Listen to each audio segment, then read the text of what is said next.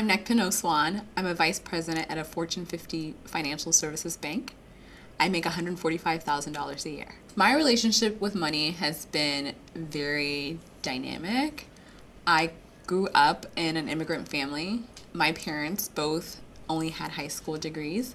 They worked really hard, but the quality of jobs that they worked were not very sufficient for a good life. My parents both worked 2 jobs when I was growing up.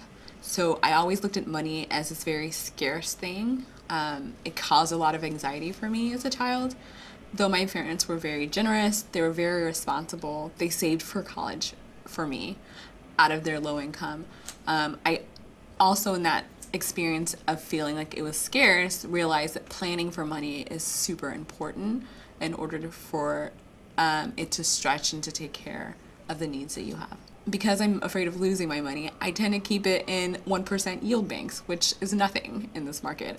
So I know better, but to do better because of my adverse relationship to risk, I know that I'm not making the most of my money right now. I've not always had a budget.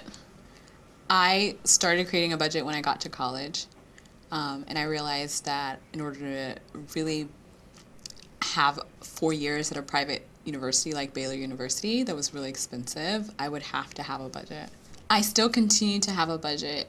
As a young professional living in New York City, it's important for me to manage my money well. New York City is great for finance because so many companies are here. If you want to have more opportunities to different roles, to different types of financial services work, this is a great place to be. In my personal experience, if you want to make something happen, you'll do whatever it takes. For me, that meant instead of living midtown, where I can have a great apartment that's close to everything, I actually live uptown. It's a little bit further away, but the rent is almost half. I like that New York City has public transportation, which is something that you have to commit to if you want to be financially savvy. You could take an Uber everywhere, you could take a taxi everywhere with the money I make. But I choose to take the trains every day because it's more cost effective. Something I wish I knew about money since entering the workforce is the importance of that first salary. Luckily in New York City, it is illegal now to use salary history in negotiating a salary for an employee. However, it's really important that your first job really be what you want to do because most employers do look at past salary in order to make you an offer. It's something that stays with you.